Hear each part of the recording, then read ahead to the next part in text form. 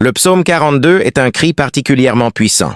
Il s'ouvre sur cette image saisissante. Tel le cerf qui languit après les ruisseaux d'eau vive, ainsi mon âme a soif de toi, ô Dieu. Ce psaume est attribué soit à David, soit au fils de Corée. Il traverse une période extrêmement éprouvante. Au verset 10, on entend cette plainte déchirante. Je dis à Dieu, mon rocher solide, pourquoi m'as-tu abandonné? Pourquoi dois-je avancer courbé sous le poids de la tristesse, écrasé par l'hostilité de l'adversaire? Mes os se disloquent quand mes ennemis m'insultent sans cesse en me lançant. Où donc est ton Dieu? Le psalmiste se parle à lui-même au milieu de cette détresse. Pourquoi es-tu abattu? Mon âme, pourquoi gémis-tu en moi? Puis il se reprend et s'exhorte. Espère en Dieu. Oui, je le louerai encore. Il reste mon salut et mon Dieu. La vie avec Dieu comporte inévitablement des passages très durs. Il existe des saisons plus rudes que d'autres. Certains jours, certaines semaines arrivent sans prévenir, comme une averse soudaine. On se retrouve brusquement plongé dans des situations parfois très douloureuses, complexes, presque insupportables. Dans ces moments, la foi de beaucoup est violemment mise à l'épreuve. Certains, dans leur fragilité humaine, commencent à douter. Ils se demandent si Dieu est vraiment bon envers eux, s'il est toujours le même, ou même s'il possède encore la puissance qu'il lui attribuait. C'est exactement cette lutte intérieure que le psalmiste nous livre ici. Il aspire désespérément à retrouver la présence de Dieu et se demande avec angoisse « Quand pourrais-je enfin me présenter devant ta face ?» Il se souvient avec nostalgie des jours où il montait avec la foule joyeuse, avec ses frères et sœurs, vers la maison de l'Éternel. Là-bas, la bénédiction de Dieu était palpable. Les moments étaient doux, pleins de joie et de communion. Sphast. Il brûle d'envie de retrouver ces instants précieux, ces périodes de rafraîchissement intense où la présence du Seigneur se manifestait avec tant de puissance. Et sans doute, toi aussi, tu as connu ces moments, ces saisons, ces journées, ces semaines où tu as vécu des rencontres avec Dieu d'une force exceptionnelle, des expériences tellement marquantes et puissantes dans ton cheminement avec le Seigneur. Et pourtant, au cœur même de ces souvenirs lumineux, le psalmiste ne cesse de se répéter cette question lancinante. Pourquoi te laisses-tu abattre, ô mon âme? Pourquoi te plains-tu à l'intérieur de moi? Il arrive que notre âme ait beaucoup de mal à traverser les tempêtes imprévues, les vents violents qui soufflent contre nous sans que nous les ayons anticipés ni préparés, ou même ces épreuves que nous avions redoutées et espéré pouvoir éviter. Soudain, nous nous retrouvons plongés au milieu de l'adversité. Peut-être au fond d'une fosse, enfermés dans une caverne, jetés dans un puits comme certains anciens prophètes, ou errant dans un désert aride, dans une période vraiment rude. Pour notre âme, gérer cela peut devenir extrêmement pénible. Il naît alors une sorte de tension intérieure, un vrai déchirement. D'un côté, ce que notre esprit perçoit dans les sphères célestes, les promesses divines, la réalité de Dieu. De l'autre, la dure réalité terrestre, les paroles blessantes des autres, les circonstances qui nous assaillent. C'est un véritable combat intérieur. Ce que je ressens de doux et de profond quand je m'approche d'eux. Dieu dans la prière entre en conflit avec les hurlements, les rugissements du lion, les défis du géant, les obstacles massifs qui se dressent juste devant mes yeux. La présence de Dieu demeure l'expérience la plus merveilleuse, la plus précieuse qu'un être humain puisse vivre. Nous venons de passer plus de 2 semaines de vacances. Un vrai moment de déconnexion complète, et cela nous a énormément ressourcés, nous a fait un bien fou. Puis, dès le lendemain matin après le retour, je me suis rendu à l'EMCI et j'ai consacré un temps précieux au Seigneur. C'était vraiment exceptionnel. J'ai dit au Seigneur, on a vécu des vacances magnifiques. On a passé des moments formidables, on a contemplé des paysages et des choses absolument splendides. Mais rien, absolument rien n'égale ce que je suis en train de vivre ici, en cet instant, avec toi. La présence de Dieu, c'est quelque chose d'indescriptible, de majestueux, de glorieux. Et je prie de tout cœur pour que, aujourd'hui, pendant ces jours, et tout au long de ce mois parfois marqué par le doute, tu sois profondément rafraîchi dans la présence du Seigneur. Quand ton être intérieur est rempli de cette présence divine, les circonstances extérieures peuvent demeurer exactement les mêmes, pourtant elles perdent leur poids écrasant dans ton cœur. Elles ne t'impressionnent plus de la même façon parce que tu es saturé de la présence de Dieu, de son onction puissante. Lorsque cette réalité de la présence de Jésus t'envahit, quand tu la vis réellement, Toutes les autres choses s'estompent, elles deviennent pâles devant sa lumière éclatante. Mais le psalmiste revient sans cesse à cette interpellation. Pourquoi te laisses-tu abattre, ô mon âme, face à toutes ces difficultés? Car c'est précisément dans notre âme, dans le domaine de nos pensées, que se livre le vrai combat. Notre âme cherche constamment à nous tirer en arrière. Tout ce qui, dans notre intellect, dans notre manière de raisonner, dans nos schémas de pensée, n'a pas encore été transformé et renouvelé par la parole de Dieu, tout cela va s'opposer activement à ce que le Seigneur nous déclare, à sa présence, à son onction, à ses promesses. Il se produit alors une véritable lutte intérieure. D'un côté, les pensées non renouvelées, les raisonnements encore anciens, parfois même les sensations physiques, les impressions corporelles. De l'autre, ce que notre esprit perçoit et ressent de divin, de profond, quand nous nous approchons vraiment du Seigneur. Et s'approcher de Dieu demeure notre plus grand bien, notre plus précieuse réalité. Le psalmiste s'interroge, « Pourquoi as-tu frappé mon âme? Pourquoi l'as-tu accablée ?» Et il apporte lui-même la réponse à son âme, car il la comprend parfaitement. Il sait exactement comment elle réagit, comment elle fonctionne. Il est conscient que ce dont elle a véritablement besoin, c'est de trouver sa joie dans le Seigneur et de placer toute son espérance en Dieu. Il se répète, « Pourquoi te plains-tu en moi ?» Puis il s'exhorte fermement, « Espère en Dieu, espère en Dieu. » Je voudrais adresser ces mots à quelqu'un aujourd'hui. Espère en Dieu. Je voudrais dire à celui ou celle qui traverse ce mois censé être agréable, le temps est magnifique dehors. Tout semble lumineux, mais où? À l'intérieur, ton cœur est sombre. C'est la tempête, peut-être dans ta famille, peut-être dans tes ressources financières. Comme l'a partagé Annabelle, tu traverses une période vraiment rude. Mais de la part du Seigneur, je veux te transmettre ce message.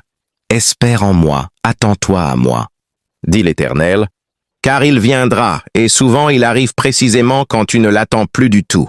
Il y a des instants où l'on se présente devant lui comme chaque matin, sans rien anticiper de particulier, et soudain il nous rafraîchit. C'est comme si on recevait non pas seulement un seau d'eau fraîche, mais une cascade entière, une baignoire renversée sur nous. D'un coup, tous nos fardeaux semblent s'évaporer. Voilà ce qu'est le vrai rafraîchissement spirituel. Le Seigneur surgit à l'improviste et te restaure. Cela peut arriver le matin au réveil, allongé dans ton lit, sous la douche, au volant, en route vers le travail. Et tout à coup, c'est comme si les cieux s'ouvraient. Tu deviens intensément conscient des réalités du trône de Dieu. C'est ce que nous vivons parfois, surtout dans ces moments de louange collective. Nous sommes rassemblés. Nous adorons le Seigneur ensemble. Et peu à peu, quelque chose monte encore. Cela ne touche pas seulement notre cœur individuel, mais tout le peuple de Dieu est encouragé par la louange qui s'élève de chacun. On ressent clairement que quelque chose de puissant est en train de se produire. Il y a eu de ces matins, nous les avons connus. Il y a eu de ces dimanches où c'était un peu plus ardu au départ. On perçoit clairement que quelque chose de puissant est en train de se produire. Il y a eu ces matins où nous l'avons expérimenté nous-mêmes. Il y a eu ces dimanches où tout semblait plus laborieux au départ, où certaines réunions ou cultes que tu as vécus dans ton parcours ont paru plus lourds, plus difficiles à traverser. Et puis il y en a d'autres où c'est comme si les cieux s'étaient grands, ouverts pour chacun. On dirait que tout le monde a traversé une semaine exceptionnelle, que les cœurs sont déjà dilatés par la joie et que la louange coule alors avec une facilité déconcertante. Pourtant, ce n'est pas du tout une question d'avoir eu une semaine parfaite. Ce n'est pas lié à des circonstances favorables. C'est uniquement une question d'espérance placée en Dieu. Espère en Dieu. Espère en Dieu. Il va agir. Le Seigneur va se manifester. Il va te toucher. Il va intervenir dans ta situation. Il va te restaurer, te rafraîchir profondément. Si tu lui demandes, tu recevras. Jésus l'a déclaré lui-même. Si quelqu'un a soif, qu'il vienne à moi. Le psalmiste ne se contente pas de traverser une période sombre. Il ne se borne pas à subir l'abattement de son âme ni les effets des épreuves extérieures qui se répercutent dans ses pensées. Non, il va plus loin. Il ordonne à son âme de changer de posture spirituelle. Il lui commande de se tourner vers l'espérance en Dieu. Et pourquoi cette attente? Il l'explique aussitôt. Attends-toi à Dieu, car je le célébrerai encore. Oui, je le célébrerai encore. Bien entendu, nous sommes appelés à prier constamment, à louer Dieu quelles que soient les circonstances que nous traversons. Mais il est vrai que lorsque Dieu est intervenu pour nous, la célébration devient infiniment plus naturelle, quand nous avons de vrais motifs de gratitude. de reconnaissance envers lui, cela jaillit spontanément. Quand le Seigneur accomplit quelque chose de bon dans ta vie, les mots de louange montent d'eux-mêmes. Seigneur, merci. C'est pour cela qu'il s'attend à Dieu. Il est convaincu que Dieu va bouger, qu'il va agir, et qu'il aura de nouveau l'occasion de le célébrer avec joie. Il se rappelle à son âme que ce Dieu est son salut véritable et qu'il est son Dieu personnel. Il y a des périodes très rudes, des vagues qui déferlent sur toi sans relâche, des personnes qui profèrent toutes sortes de paroles blessantes à ton sujet. Le chapitre précédent nous rappelle cette trahison douloureuse. Celui qui vivait en paix avec moi, celui en qui j'avais toute confiance, qui partageait mon pain, celui-là a levé le talon contre moi. Il existe aussi des saisons difficiles sur le plan des relations. Malgré tout cela, au cœur même de ces épreuves, au milieu de cette averse intérieure, alors que dehors le soleil brille, Dieu t'invite instamment à placer ton espérance en lui. Nous sommes appelés à vivre dans la foi. Nous devons devenir un peuple qui s'attend continuellement à Dieu. Nous devons croire fermement que lorsque nous nous approchons du Seigneur, il s'approchera de nous en retour. Si nous demeurons dans la foi, il viendra et répondra. Il y a une force immense dans la foi. Il y a une autorité puissante dans la louange. Quand tu choisis la foi, elle te conduit naturellement à la louange. Et quand tu entres dans la louange, la présence de Dieu descend sur toi. Lorsque tu adores et que tu célèbres le Seigneur au beau milieu des moments pénibles, au cœur des circonstances les plus adverses, la présence divine intervient, il te touche, il te restaure, il te revigore. Il est essentiel que nous soyons un peuple ancré dans la foi. Il est vital que nous soyons un peuple débordant de louanges. Ta louange doit résonner, elle doit être audible. On doit l'entendre sortir de tes lèvres. Ta louange doit se manifester à travers toute ton existence. Et cela précisément au milieu des épreuves que tu traverses en ce moment, au cœur des défis que tu rencontres dans ta vie quotidienne. Jésus lui-même connaissait parfaitement la force libératrice de la louange. Comme je l'ai mentionné à propos de la Sainte Seine, dans les heures les plus obscures de son existence, que fait le Seigneur? Il entonne des hymnes de louange. Ils entonnent des hymnes, des psaumes. Il est tout à fait plausible qu'ils aient chanté précisément ce psaume-là. Cette nuit même, quand on sait qu'un moment extrêmement douloureux approche, une épreuve terrible est imminente. Pensez à ces récits de détenus dans le couloir de la mort, en route vers la chaise électrique. Combien d'hommes, dans une telle situation, se mettraient à danser ou à exulter dans ce couloir sinistre? Très peu sans doute. Pourtant, Dieu nous révèle une réalité puissante. Même au cœur des pires difficultés, il est possible de déborder de joie. La parole de Dieu nous exhorte sans relâche à nous réjouir continuellement, à cultiver une joie empreinte d'espérance. Notre joie ne ressemble pas à celle du monde. Le monde jubile quand tout va bien pour lui, quand il est rassasié, quand le soleil brille et que la vie coule sans heurts. Nous sommes appelés à une joie qui dépasse largement ces conditions extérieures. Nous sommes invités à nous réjouir, fondamentalement parce que nos noms sont gravés dans le livre de vie. Pas seulement parce que Dieu accomplirait de grands exploits dans notre existence, même si cela génère bien sûr des raisons supplémentaires de louange et d'allégresse. Mais la source première, le socle inébranlable de notre joie, c'est notre salut en lui, notre intimité avec lui, la grâce immense de le connaître, la vie de Jésus qui pulse en nous, la communion vivante avec le Saint-Esprit.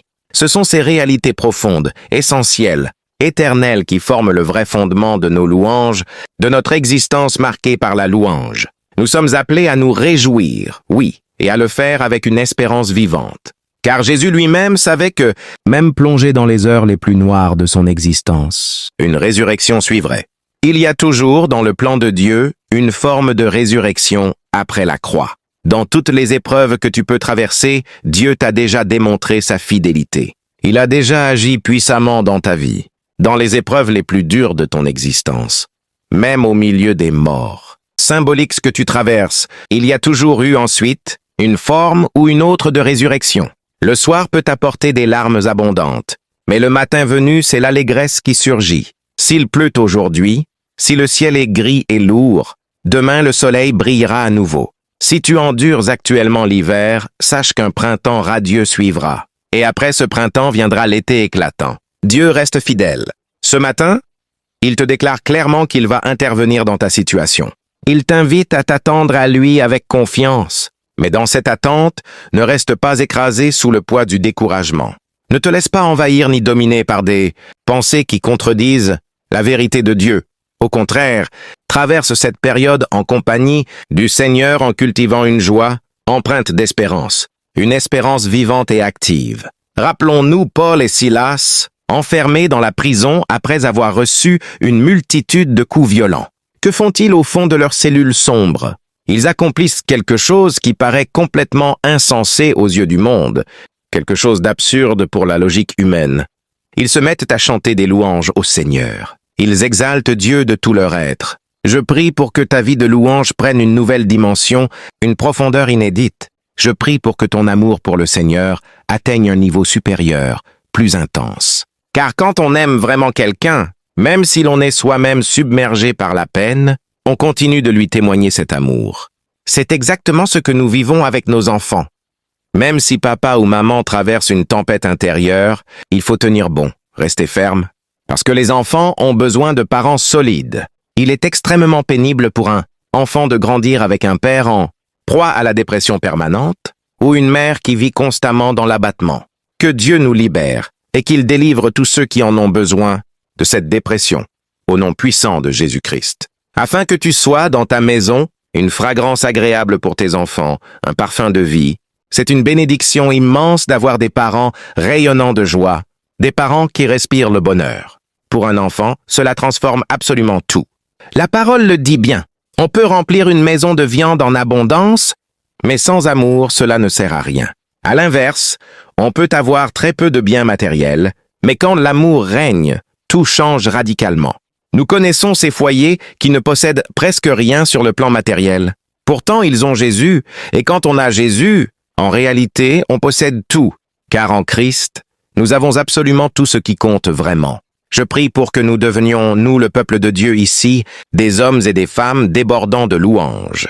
Des personnes qui ne se laissent pas dicter leur vie par les aléas des circonstances, mais qui continuent d'aimer Jésus passionnément, de lui témoigner cet amour jour après jour, de célébrer Dieu, de lui chanter des hymnes tous les jours de notre existence, indépendamment des épreuves traversées ou de la météo qui sévit dehors. Moi, j'adore le soleil d'une façon presque démesurée. Ici, on me surnomme parfois le chat de MCI ou quelque chose du genre. Dès que le ciel s'éclaircit, je suis dehors, je travaille au grand air. Le soleil, c'est une source de vitalité exceptionnelle. Certains vivent dans l'obscurité permanente, dans les ténèbres, et je me demande comment ils tiennent. Moi, je n'ai pas été façonné comme ça, mais le Seigneur m'a enseigné à cultiver la joie, à rester heureux et à remplir mon cœur, mes paroles, mon foyer, ma voiture de louange, même quand le temps est gris et maussade. Nous devons absolument parler à notre âme. Nous devons lui ordonner fermement de ne pas se laisser dominer par les situations extérieures au point de sombrer dans le désespoir, d'abandonner la louange, de cesser d'adorer, de ne plus chanter, de ne plus prier, de ne plus fréquenter l'assemblée. Au contraire, quelles que soient les tempêtes que nous rencontrons, nous devons persévérer dans « c'est précisément parce qu'ils aiment Dieu qu'ils persistent dans ses actes. Ils aiment Dieu de tout leur être. Les voilà au plus profond de la geôle. Et que font-ils là-dedans? Ils entonnent des chants. Mais pourquoi chantent-ils? Sont-ils devenus insensés? Ont-ils perdu la raison? Les coups reçus leur ont-ils troublé l'esprit? Non. Ils chantent parce qu'ils placent toute leur attente en Dieu. Ils sont convaincus que, même s'ils devaient mourir dans cette cellule, ils savent, ou du moins certains le pressentent, qu'ils n'y resteront pas jusqu'à la fin. Pourtant, ils chantent quand même, car ils ont les yeux fixés sur quelque chose de bien plus vaste, de bien plus éclatant, de bien plus puissant, comme Moïse qui a volontairement renoncé aux richesses de l'Égypte, à ses trésors, à la gloire et à la position prestigieuse que lui offrait ce pays, parce qu'il discernait quelque chose de supérieur, de plus glorieux, de plus éternel. Par la foi et la vision prophétique, il contemplait déjà le Christ, et la joie immense de celui qui marche avec lui, cette joie céleste, cette joie qui vient du Seigneur lui-même. Et la parole le déclare avec force. La joie du Seigneur constitue véritablement ta force. La joie du Seigneur est ta force. Dans l'Ancien Testament, la Bible est organisée en plusieurs grandes sections. D'abord, les 5 premiers livres, appelés le Pentateuque. Ensuite viennent les livres historiques, puis les livres poétiques, et enfin les livres prophétiques. Parmi ces livres prophétiques, On distingue les grands prophètes et ce qu'on nomme couramment les petits prophètes. Ces derniers sont au nombre de 12, et le premier est le livre d'Osée. Lorsque Dieu envoyait un prophète dans l'Ancien Testament, c'était très souvent pour interpeller son peuple. À un moment où celui-ci s'était détourné de lui, le prophète venait alors, au nom de Dieu, pour ramener les cœurs égarés vers l'Éternel. Parfois aussi, Dieu suscitait un prophète pour délivrer le peuple d'une situation particulièrement oppressante, comme il l'a fait avec Moïse. Dieu a suscité des prophètes pour guider son peuple, et souvent, pour ne pas dire systématiquement. C'était dans le but de le délivrer d'une oppression pesante. Comme avec Moïse, envoyé pour arracher Israël à l'esclavage en Égypte, sous la domination de Pharaon, qui symbolise si bien le diable. Chaque fois que Dieu dépêchait un prophète, c'était presque toujours parce que son peuple s'était écarté de lui. S'éloignant du Seigneur, il récoltait alors les conséquences directes de leur infidélité, de leur incrédulité, de leur faute. Les fruits amers de leur propre choix s'abattaient sur eux. Parfois, il s'agissait même de jugements divins. À d'autres moments, c'étaient des attaques que l'ennemi exploitait sans retenue dès que le peuple se laissait aller au désordre et à la désobéissance. C'est précisément dans ces périodes les plus obscures de l'histoire d'Israël que Dieu intervenait en envoyant ses prophètes. Parmi les 12 petits prophètes de l'Ancien Testament, qui s'échelonnent sur environ 4 siècles, chacun porte un message unique et adapté à son époque. Leur ministère couvre ainsi près de 400 ans de l'histoire du peuple de Dieu. Le premier d'entre eux, Osée, arrive à un moment particulièrement critique. Au chapitre 1 de son livre, le Seigneur prononce des paroles dures, très difficiles à accueillir. Osée reçoit l'ordre d'avoir des enfants, dont les noms porteront eux-mêmes un message prophétique.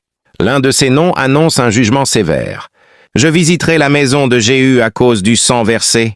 En ce jour-là, je briserai l'arc d'Israël. » À un autre moment, Dieu déclare « Je ne ferai plus miséricorde à la maison d'Israël.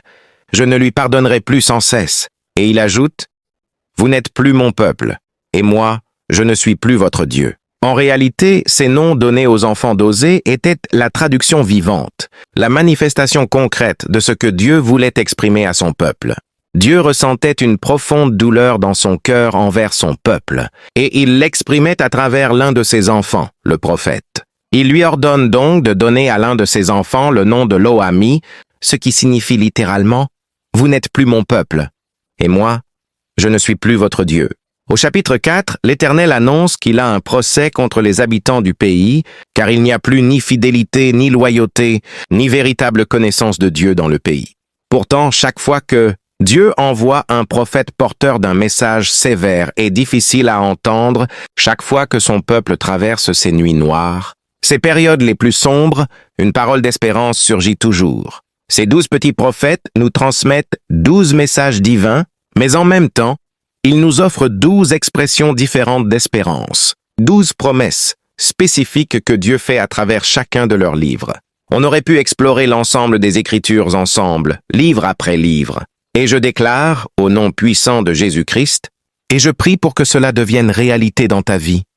Deviens un homme, une femme qui connaît vraiment la parole de Dieu. Si tu te contentes uniquement de quelques versets éparpillés ici et là sur Instagram ou les réseaux, cela ne suffira jamais à fortifier ta foi de manière durable. Tu as besoin de plonger toi-même dans les Écritures, de creuser profondément pour être véritablement rafraîchi. Car qu'est-ce qui te redonne vie spirituelle? C'est la présence de Dieu. Et cette présence se manifeste particulièrement quand sa parole est proclamée et reçue. Il faut écouter sa parole pour être restauré. Il faut s'approcher de la parole. Il faut venir à Jésus lui-même pour boire à la source et être revigoré en profondeur. Nous vivons une époque où de moins en moins de gens prennent le temps de s'immerger dans la Bible. Cela devient de plus en plus ardu pour nous, car le monde nous habitue à tout faire le plus vite possible, avec le minimum d'effort. Autrefois, préparer un repas pouvait prendre 2 heures. Il fallait allumer le feu, préparer le récipient, aller cueillir les ingrédients dans le jardin, etc. Aujourd'hui, on commande sur Uber Eats ou on file au fast-food, et si cela prend plus d'1 minute 30, on s'impatiente déjà. Je trouve que c'est devenu excessivement long, et nous vivons précisément dans une époque pareille. Autrefois, pour découvrir certains paysages ou vivre des aventures extraordinaires, il fallait embarquer sur des navires. risquer sa vie en traversant les mers pour entrevoir peut-être un horizon lointain. Aujourd'hui, il suffit de cliquer quelques secondes pour réserver un billet d'avion, passer la porte de l'aéroport et te retrouver de l'autre côté des océans, dans un pays complètement différent. En une soirée, tu peux déjà poser les pieds dans cet endroit de rêve que tu imaginais. Tout cela est devenu accessible. Les époques évoluent, le temps s'accélère, et maintenant nous exigeons que tout arrive instantanément. Avant, pour consulter un ouvrage précis, il fallait se rendre à la bibliothèque, fouiller les rayons, interroger la bibliothécaire pour localiser le livre ou la référence exacte. Aujourd'hui, tu poses n'importe quelle question à une intelligence artificielle et elle te répond sur le champ. Nous sommes plongés dans cette réalité et à cause de tout cela, une impatience profonde s'est installée en nous. Rester concentré devant un livre représente désormais un vrai défi pour la majorité des gens. Pour qui? Pour presque tout le monde. Prendre le temps de lire la Bible chaque jour devient un véritable combat pour beaucoup. S'asseoir face à un livre, avec ses pages immaculées et ses lignes d'encre noire, alors qu'il existe des vidéos, des résumés rapides, des contenus instantanés, cela paraît laborieux, presque insurmontable. Et pourtant, c'est exactement là que se trouve la nourriture profonde de l'âme. Dans cette lenteur, dans cette immersion dans la parole. Je rêve que nous devenions des personnes qui connaissent vraiment les Écritures. Je souhaite que, lorsqu'on cite un passage biblique, tu n'aies plus besoin de te tourner vers ton voisin pour demander « Est-ce que c'est vraiment dans la Bible ?» Je prie pour que, dans nos vies personnelles, nous prenions le temps nécessaire pour aller chercher nous-mêmes ce que Dieu désire nous révéler dans sa parole. C'est en venant à sa parole que nous serons véritablement restaurés et revigorés. On les désigne couramment sous le nom de petits prophètes, même si la Bible elle-même ne les appelle pas ainsi. C'est simplement une habitude qui s'est installée. On les nomme ainsi parce que leurs écrits sont brefs. Pourtant, leur message porte une force et une profondeur extraordinaires. Il est facile de sous-estimer ces petits prophètes simplement à cause de la brièveté de leurs livres. On pourrait de la même manière minimiser le livre de Jude ou celui de Philémon parce qu'ils sont courts. On pourrait passer à côté du livre d'Osée pour la même raison. Je vous encourage vivement à ne jamais mépriser ces instants brefs, ces moments apparemment limités passés en présence de Dieu. Ne sous-estimez pas ces 15 minutes que vous pouvez consacrer chaque matin à la lecture de la parole. Car c'est précisément par ces 15 minutes quotidiennes que votre esprit sera rafraîchi, renouvelé et fortifié de manière profonde. Pourquoi avons-nous besoin de vacances? Parce qu'après un certain temps, nous accumulons fatigue sur fatigue et notre corps réclame un vrai repos. Pourquoi devons-nous dormir chaque nuit? Parce que durant la journée, nous dépensons énormément d'énergie et il faut récupérer. Même l'homme le plus robuste de la planète finira par s'endormir. On le verra baver sur son oreiller car il est fait de la même chair que tout le monde. Aussi puissant que tu sois.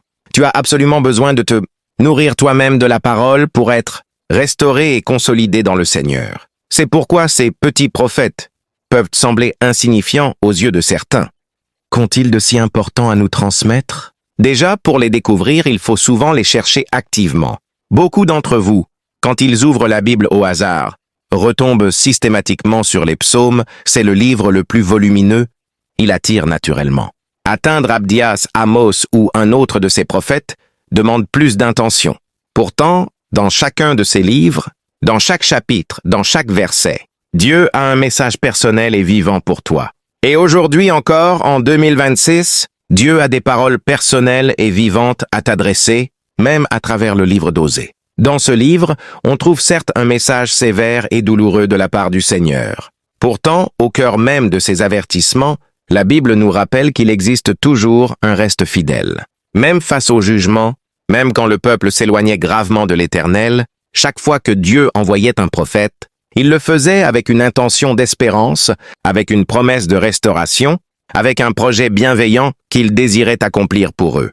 C'est ainsi que, dans le livre d'Osée, Dieu proclame cette merveilleuse déclaration. « Je te fiancerai à moi pour l'éternité. Je te fiancerai dans la justice et le droit, dans la tendresse et la miséricorde. Je te fiancerai dans la fidélité et tu reconnaîtras l'Éternel. » Au moment précis où il avait déclaré « Vous n'êtes plus mon peuple, et moi je ne suis plus votre Dieu. » Il annonce en réalité « Je vais te restaurer.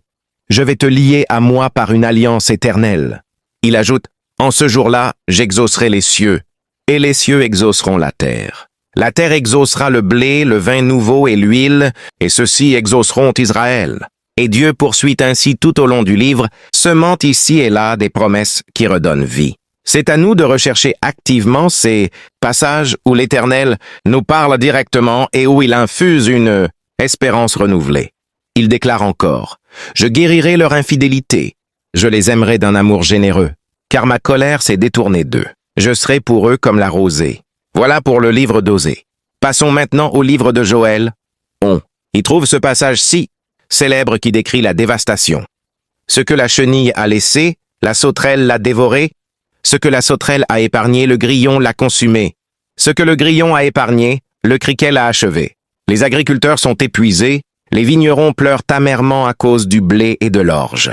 Car sans blé, sans orge, sans récolte abondante des champs, ils n'avaient plus de quoi se nourrir. Ils ne pouvaient pas, comme nous aujourd'hui, simplement passer commande en ligne, rester chez eux et attendre un livreur qui apporte tout à la porte. Sans récolte dans les champs, sans production de la terre. Ils se retrouvaient tout simplement sans nourriture. Ils n'avaient pas la possibilité, comme nous aujourd'hui, de commander en ligne leurs courses, de rester tranquillement chez eux et de voir arriver un livreur qui dépose devant la porte des packs d'eau, lourds comme des pierres, sans qu'ils aient à bouger le petit doigt.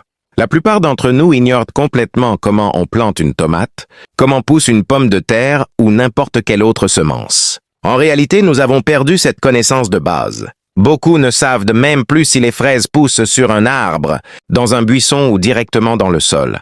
Nous appartenons à une génération qui comprend de moins en moins le fonctionnement réel des choses, essentielles. Si demain les chaînes d'approvisionnement étaient coupées, si plus rien n'arrivait dans les magasins, ce serait extrêmement dur à supporter. C'est pourquoi il serait sage d'enseigner à nos enfants quelques notions fondamentales. Comment se nourrir en période de disette, en temps de crise ou de famine. Le livre de Joël décrit précisément une telle catastrophe. Les sauterelles, les grillons, les chenilles ont tout ravagé. Il ne reste plus rien. C'est une famine totale, un effondrement complet.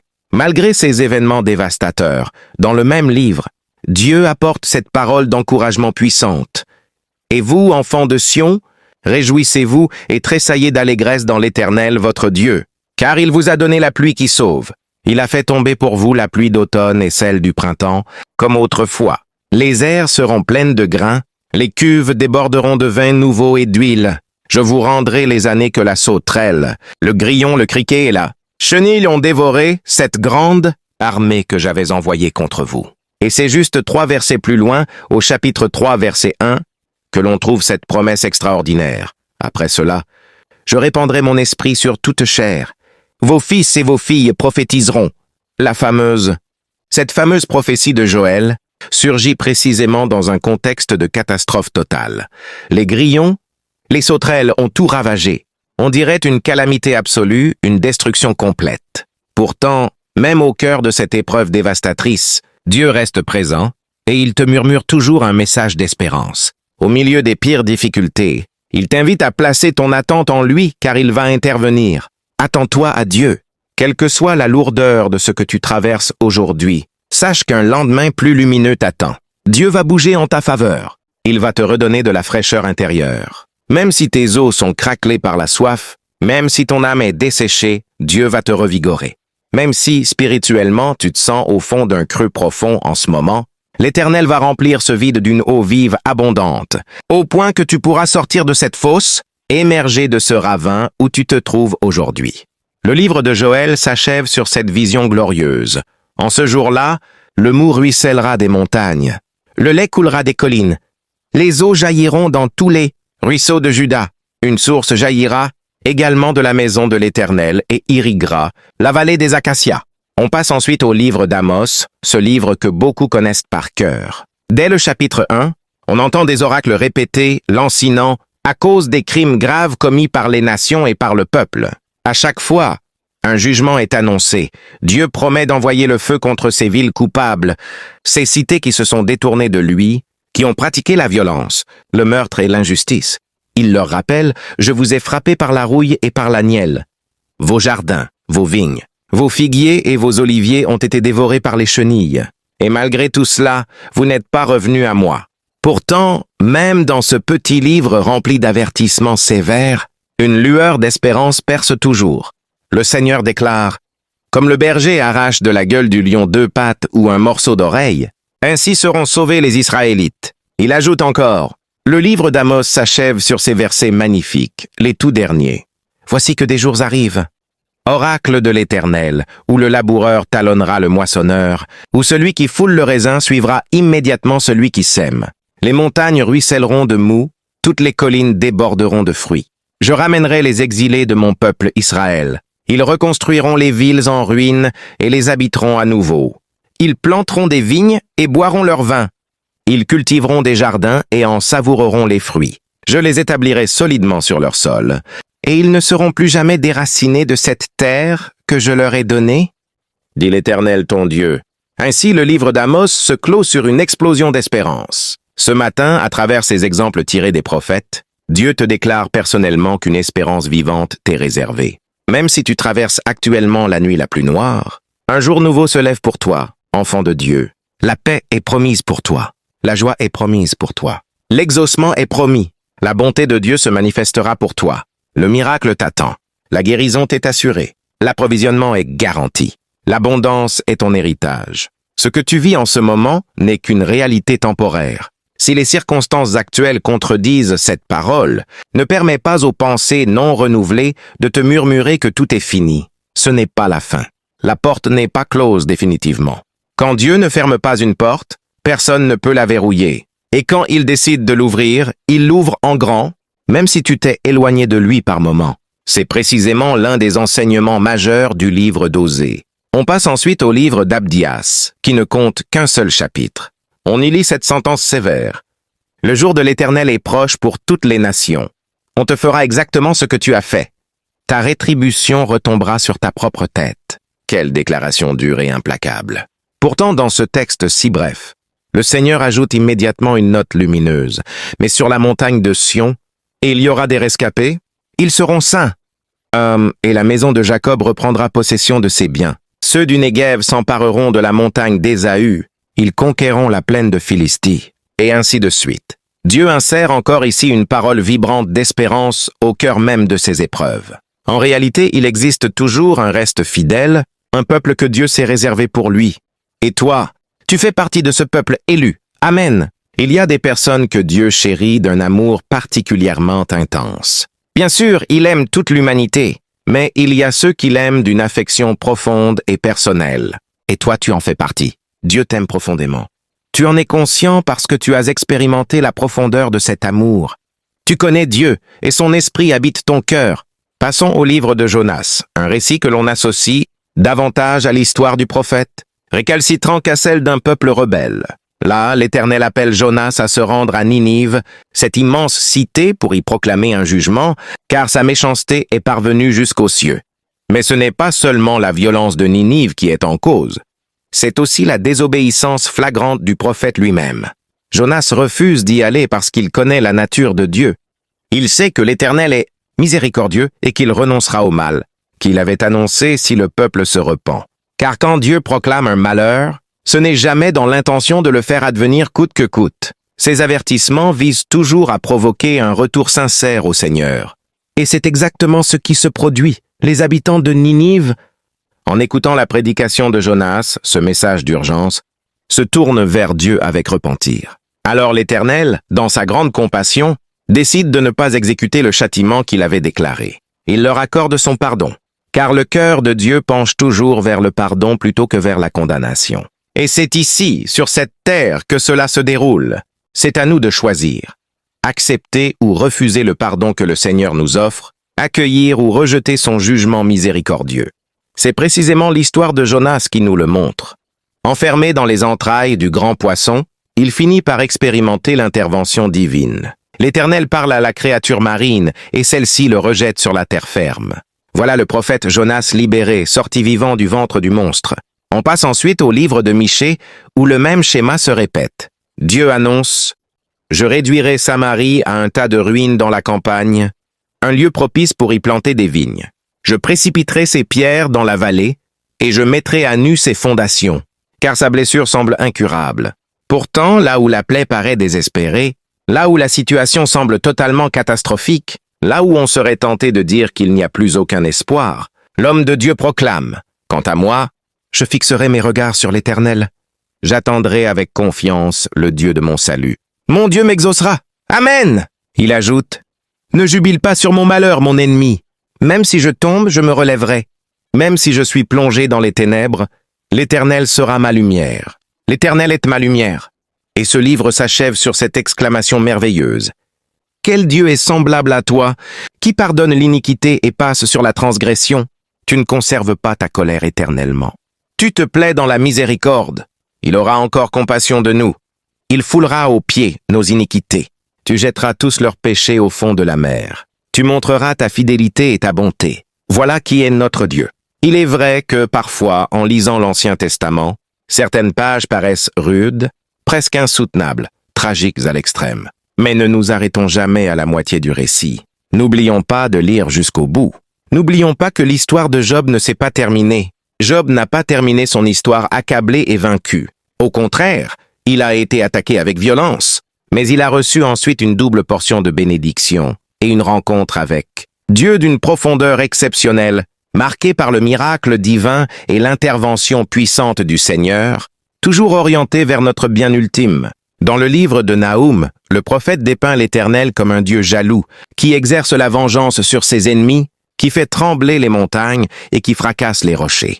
Mais il ajoute aussitôt que Dieu est un refuge solide au jour de l'angoisse et qu'il veille avec soin sur ceux qui se confient en lui. Voilà qui est notre Dieu. Même quand une nation entière est assaillie, même quand une ville traverse des épreuves graves, même au cœur de ses tourments, une espérance vivante demeure pour le peuple de Dieu.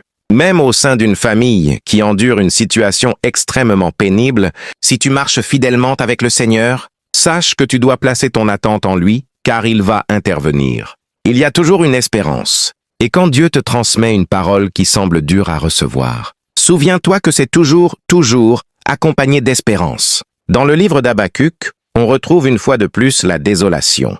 Le prophète crie, « Jusqu'à quand, Éternel, crierai-je au secours sans que tu m'entendes? Jusqu'à quand te hurlerai-je, violence, sans que tu sauves? Pourquoi me laisses-tu voir le mal et contemples-tu l'oppression? » Je voudrais m'adresser à quelqu'un qui, comme le psalmiste tout à l'heure, se sent exactement comme ce prophète et qui lance vers le ciel, « Seigneur, jusqu'à quand? Jusqu'à quand devrais-je endurer ces moments si rudes? Jusqu'à quand resterai-je coincé dans cette impasse? Jusqu'à quand, Seigneur? » Et pourtant, ce livre s'achève sur une déclaration saisissante. Le figuier ne produira pas de bourgeons. Rappelons que pour eux, sans figuière en fleurs, il n'y avait pas de figues. Sans récolte dans les champs, ils n'avaient rien à manger. Sans eau dans les sources, ils n'avaient rien à boire. Pas de vendanges dans les vignes, pas d'olives sur les arbres, les champs stériles, le petit bétail disparaîtra des bergeries. Plus de gros troupeaux dans les étables. En résumé, c'est le chaos total pour eux, une ruine absolue. Pourtant, que proclame Habacuc au milieu de cette vision d'Apocalypse? Pour moi, je jubilerai en l'Éternel. Je trouverai ma joie profonde dans le Dieu de mon salut. L'Éternel, le Seigneur, est ma force. Il rend mes pieds légers comme ceux des biches et me fait gravir les hauteurs. Même au cœur des épreuves que les nations traversent, même face à ce que nous pourrions affronter, ici au Canada dans les mois et les années à venir, il subsiste toujours un reste fidèle, un peuple élu, une espérance vivante, une grâce abondante, un lieu de réconfort véritable, un soutien inébranlable. Cet appui solide sur lequel tu peux t'ancrer, rester ferme et demeurer fidèle, c'est le Seigneur lui-même. Mais pour cela, tu dois exulter en Dieu. Tu dois puiser une joie réelle dans le Dieu qui te sauve. Tu dois t'approcher de lui avec des chants de louange, des cris d'acclamation, même quand tout semble pesant, même quand les circonstances sont rudes. C'est là l'une des plus grandes faiblesses du peuple de Dieu. Ne réserver la louange qu'au jour où tout va bien. C'est une erreur profonde que de ne prier qu'en période de vacances, quand on a du temps libre, quand la vie est tranquille. C'est une grave faute que de ne chercher la parole que lorsqu'on se sent disponible. Et si ton agenda devient surchargé, si les préoccupations t'assaillent sans relâche, si la vie te prend dans un tourbillon incessant, que feras-tu alors? Tu dois quand même aller chercher cette nourriture spirituelle pour être restauré. Moi aussi je dois la chercher pour être fortifié. et Dieu te nourrira. Dieu te rafraîchira. Dieu te fera du bien au plus profond de ton être. Parfois, tu ouvres l'un de ces prophètes peu connus, comme Habacuc, et au début, ça te paraît sombre, aride, presque décourageant. Tu te dis, c'est la désolation partout. Mais soudain, un verset surgit, il te touche en plein cœur. L'Éternel, mon Seigneur, est ma force. Il rend mes pieds semblables à, comme celle du cerf agile et me permet de fouler les sommets. Et le Seigneur te déclare aujourd'hui exactement la même chose. C'est pour toi aussi. Je rendrai tes pieds aussi légers et puissants que ceux du cerf, et je te ferai avancer au-dessus de tes difficultés, au-dessus de ta situation actuelle, parce que je suis à tes côtés, je suis avec toi. C'est la parole vivante de Dieu. Nous en avons un besoin vital. Nous devons l'aimer tendrement, la chérir comme un trésor, nous en nourrir jour après jour. Nous devons nous plonger dedans, la lire avec sérieux. Car demain, et ce jour approche rapidement. Il est très probable que de plus en plus de personnes se présentant comme pasteurs, prêtres ou guides spirituels déforment ou manipulent cette parole. Il se pourrait même que certains gouvernements interviennent pour supprimer ou interdire des chapitres entiers, des livres complets de la Bible. Les gens risquent alors de se retrouver dans une immense confusion. Qu'est-ce qui est authentique? Qu'est-ce qui a été altéré? Nous entrons dans une ère où distinguer le vrai du faux deviendra de plus en plus ardu. Déjà aujourd'hui, on regarde des vidéos et on ne sait plus dire avec certitude si elles sont réelles ou fabriquées. C'est exactement le genre de temps que l'Apocalypse nous a annoncé. Voilà pourquoi nous avons un besoin urgent d'aller puiser, nous-mêmes dans la parole, ce rafraîchissement qui nous est indispensable.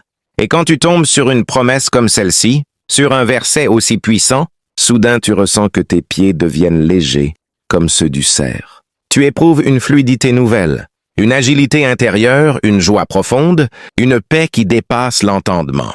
Et tu te mets à louer le Seigneur avec ferveur. Même si les pensées non renouvelées dans ton esprit reviennent à la charge en te murmurant « Mais il y a un problème. Souviens-toi de ta difficulté. Comment vas-tu t'en sortir?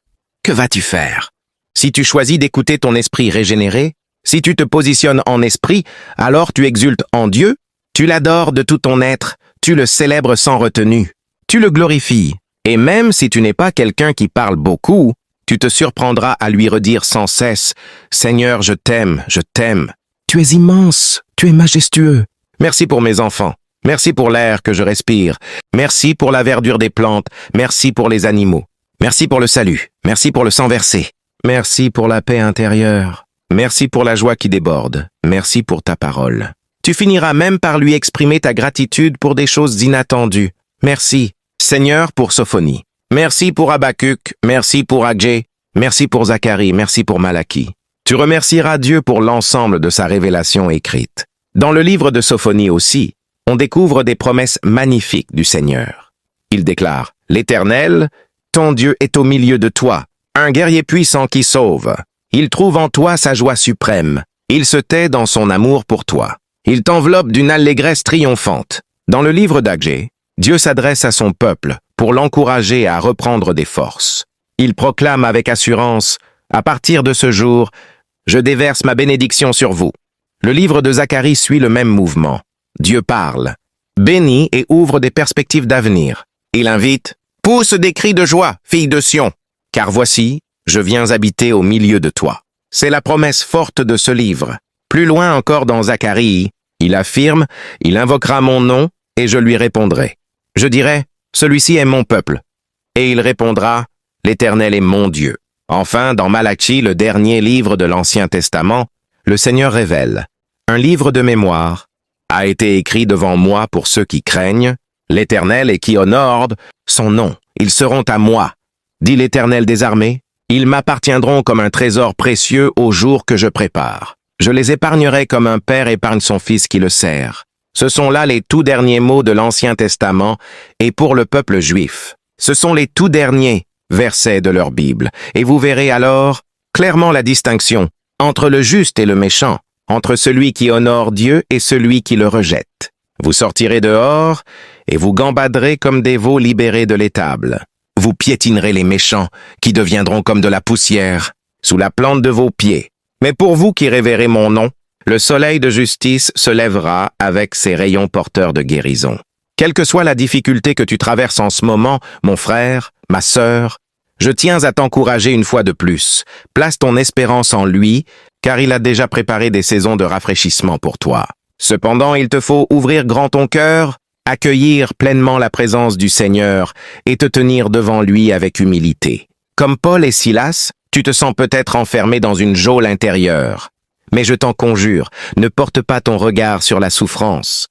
Ne fixe pas les chaînes qui te retiennent, ne contemple pas les murs, sombres ni les barreaux qui semblent t'emprisonner pour toujours. Au contraire, tourne tes yeux vers le Seigneur. Lève-les vers les cieux, dirige-les vers lui seul. Espère en lui et adresse-toi à ton âme, attends-toi à Dieu car il va intervenir. Il est mon Dieu, il est notre Dieu, il est ton Seigneur. Et maintenant, je vous invite à fermer les yeux un instant.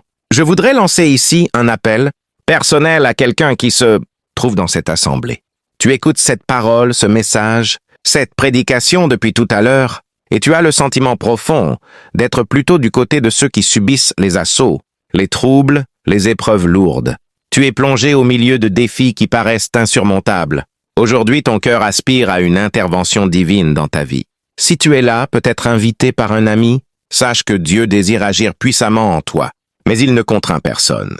Il ne force jamais la porte. Il n'est pas un tyran ni un agresseur qui viendrait te contraindre. Dieu attend simplement que tu ouvres ton cœur et que tu l'invites à entrer pour que il puisse toucher ta vie de façon profonde et te combler de son bienfait. Si tu te trouves ici aujourd'hui et que ton âme aspire à accueillir Jésus-Christ dans ton cœur, à être enfin délivré de tout ce qui t'accable, un fardeau lourd que tu portes depuis longtemps, un poids écrasant, sache que tu peux recevoir maintenant la paix authentique du Seigneur et cette joie unique que seul Jésus offre, et elle est totalement gratuite. Si c'est ton désir, je voudrais prier pour toi là où tu es. Peux-tu lever la main ou même te lever sur place si tu le sens? Oui, lève-toi. Si quelqu'un veut inviter Jésus dans sa vie, qu'il se lève là où il se trouve. Recevoir le Seigneur Jésus-Christ dans son cœur, c'est vivre une rencontre surnaturelle avec Dieu. Oui, je vois des personnes qui se lèvent. Y en a-t-il encore d'autres? Oui, là-bas. Quelqu'un qui désire accueillir Jésus-Christ, obtenir la paix avec Dieu et entrer dans cette vie nouvelle. Tout au long de sa parole, Dieu ne cesse de parler d'espérance. Peu importe les actes commis par les hommes, qu'ils se disent religieux, prêtres, pasteurs ou représentants de Dieu, qu'ils aient été cruels, hypocrites ou profondément méchants, le Seigneur veut aujourd'hui établir un face-à-face personnel avec toi. C'est de toi qu'il s'agit. C'est toi qui te retrouveras seul face à lui au jour de ton départ de cette terre. Jésus désire te pardonner, te libérer de tes chaînes et te guérir intérieurement. Y a-t-il encore quelqu'un ici qui veut accepter Jésus-Christ aujourd'hui? Si c'est toi, lève-toi. Si tu es venu avec un ami, pose-lui la question. Tu ne veux pas te lever? Tu ne veux pas recevoir Jésus? Seigneur, je te rends grâce pour chacune de ces personnes. Je te remercie pour le miracle que tu vas accomplir dans leur vie. Si ces personnes ouvrent vraiment leur cœur en ce jour, Père, tu discernes déjà leurs gestes de foi en se levant sur place. Leur âme s'ouvre à toi avec sincérité. Et tu l'as promis dans ta parole. Tu ne repousseras jamais celui qui s'approche de toi. Abonne-toi à Rayonnante Foi et que Dieu vous bénisse abondamment. Amen.